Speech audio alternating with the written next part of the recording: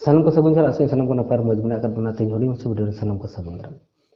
तो चलो तेज वीडियो बना तहब लगे तेज वीडियो तो बन गालोचा सुन गलमारावा पारसी जितकर महा इदी कते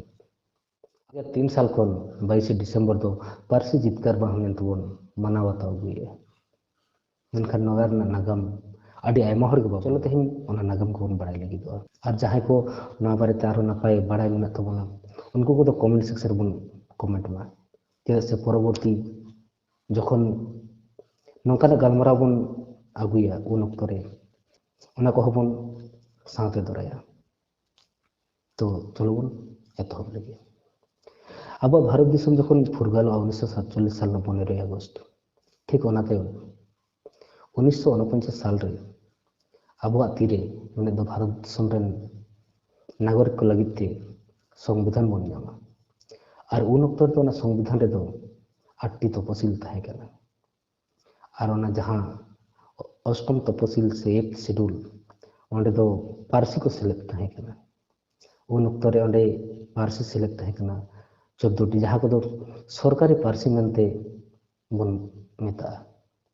सरकारी पारसी मेनते जहां दो स्वीकृति नामा मेनखान उन अक्तो दो अब सानताड़ी पारसी दो सेलेक्ट बांग ताहे कना और उन अक्तो अब दिसम स्टेट से राज्य हाटिंग काम हो तोगे तहना उन अक्तो आबरेन पारसी दरदिया को पारसी सुसरिया को पारसी हुलगारिया को आयुमान ले नुनमारम कम्युनिटी ताहे कते रे हो तेज अब पारसी 8 शेड्यूल रे चेदा बांग सेलेक्ट लेना और उन अक्तो खन गे आकुआ उन्हरते आकुआ भावनाते निजेर लेखा कते हुडी हुडी संगठन तैयार करते 8 शेड्यूल रे अब पारसी सेलेक्ट लगी को लड़ाई तहे मेनखान नौका नौका ते आदि आयमा दिन हुई तायम रहो हुडी हुडी संगठन को निजेर लेखा ते लड़ाई करते रहो जखन 8 शेड्यूल रे अब पारसी बांग सेलेदो उन अक्तो सद मानतन सालखान मुर्मू गमके आयुरते भाषा मोर्चा गठन हुआ और उना भाषा मोर्चा चातम लातार रे उन अक्तो रेन जहां हुडी हुडी संगठन को ताहे कना बांग बांग रहो 300 टी संगठन ना भाषा मोर्चा को सेलेदोआ साथे लाटू संगठन बनावते आको रूपरेखा तैयार करते आरो लड़ाई को बढ़ती दिया 8 शेड्यूल रे अब पारसी सेलेक्ट लगते भाषा मोर्चा चातम लातार जो संगठन हेज कते ना संगठन आड़ी लाटुआ आड़ी मारांग जुमित कते लड़ाई ना दाड़े बढ़ती तबना और उन अक्तो गे हिजुआ ओना अब खोजो दिन मैंने दो पारसी जितकर महा 22 दिसंबर 2003 इन हिलो अब पारसी 8 शेड्यूल रे सेलेदोआ नवा लड़ाई दो ना जहां तना सहज तीन मेन का ठीक ना सहज तो बांग ताहे कना नवा लड़ाई रे आदि आयमा गमके को अवदान मेना आका आदि संगठन अवदान मेना आका ओना मुद्रे उनको को बन उयहार को दिशा को ओना लहारे लाई लगती कना जहां को बांग लाई लेखन के बांगानोआ ना भाषा जितकार इदी कते से पारसी जितकार इदी कते जहां को लड़ाई ताहे कना लड़ाई मत आदि मेना आका जतो लाई लेखन तेज वीडियो बांग मुचाद लगी दोआ कथा बांग मुचाद लगी दोआ एन रहो जहां को लाई लगती कना ओना मुद्रे 25 अगस्त 2002 साल पुरुलिया जिला वेस्ट बेंगल जहां पुरुलिया जिला में हुड़ा थाना सुरसुपुर आतु खन प्राय 116 टी आतु रेन बांग बांग रहो 10,000 होड़ ताड़म ते पुरुलिया को सेन लेना ना पारसी जितकर लगते जुमित चेल का ताहे कना ओना नवा बन आयुमन दाड़ेया साथे ताहे कना कोलकाता अभियान ताहे कना बारीपादा अभियान ताहे कना जनसभा ताहे कना विक्षोभ ताहे कना रांची रे विक्षोभ ताहे कना आयमा लेकाना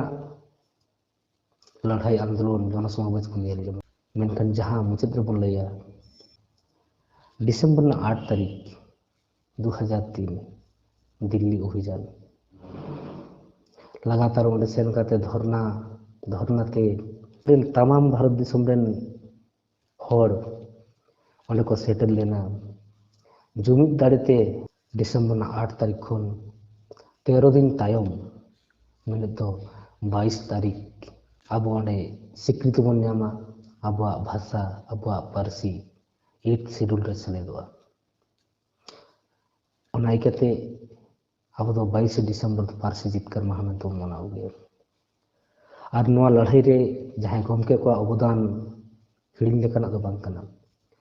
ओंडे जहां को सेटल लेन जहां को ताहेकन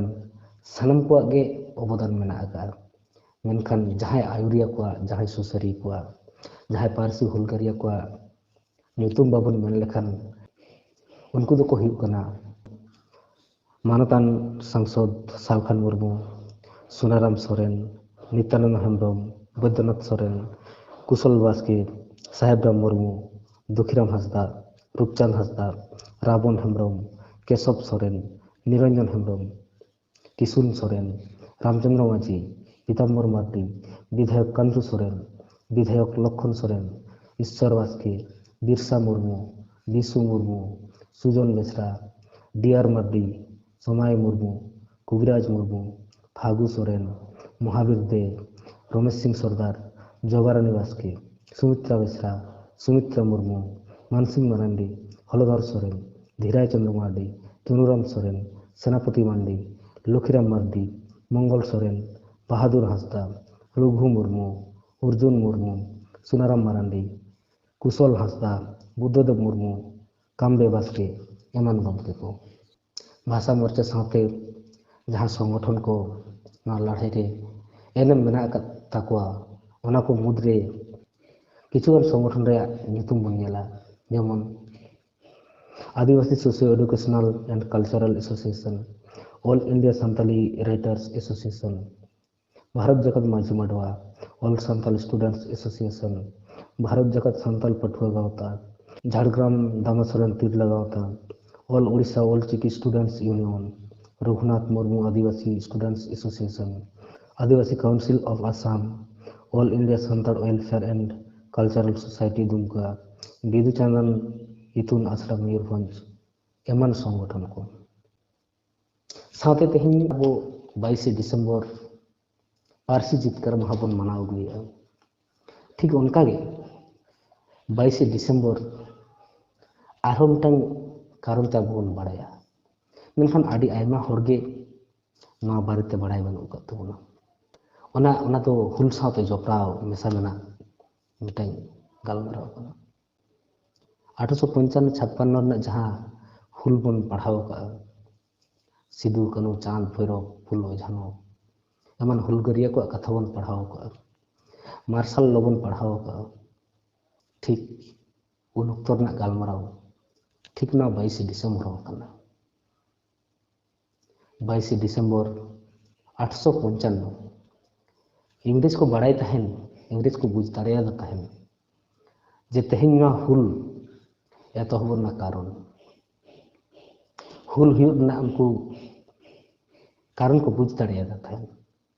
ओना इकते 1855 22 डिसेम्बर हिलो सान्ताड़ परगना को प्रतिष्ठा उतरलो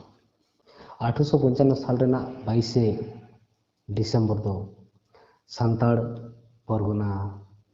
प्रतिष्ठा दिवस हिसाब ते हबन बाड़ाया ताहले अब नवा पारसी जितकर माहा बन मानवा से सान्ताड़ परगना प्रतिष्ठा दिवस हिसाब ते बन मानवा ताते को आपे कमेंट सेक्शन पे लाई तबना बानर गे कुसियान दिन कना मेनखान फुरगल तायम जहां आबवा सेलेद नवा हबन कोमा और इंग्रेज तहन अक्तरे हुल लड़ाई रेना दामन एनेम ओना हबन कोमा तो कमेंट सेक्शन रे गाते को पे लाई तबना तेहन ओकाटा बन मेता पारसी जितकर माहा से सान्ताड़ परगना प्रतिष्ठा दिवस उन अक्तरे हुल रे आदि आयमा होड़ा जीवाती गड़ी कते उनकान प्रतिष्ठा दिवस को हताव ले ठीक उनका गे आयमा गुनी मानी को उन्हार भावना ते लड़ाई ते रड़ज कोचलन सहाव कते अब पार्सी बन जितकर दाड़े कदा नहा गौरवान कथा कना बानर गे अब ठन दो गौरवान कथा कना तेहन अब पार्सी कल्चर नहा को आरो मजते नपायते मांग से बन इदी दाड़े मा दिसोम पारम दिसोम हर ठन बन सेटक दाड़े मा नहा अब दायित्व कर्तव्य बानर के कना चलो तेहन वीडियो तो आर बाबन लटुया नोडे बन मुचादा सनम को नपाय मज बन तहन मा आरो बन नपमा नोकन आरो हुडिंग मच्छा गालमाराव आते मा तबे जोहार गे।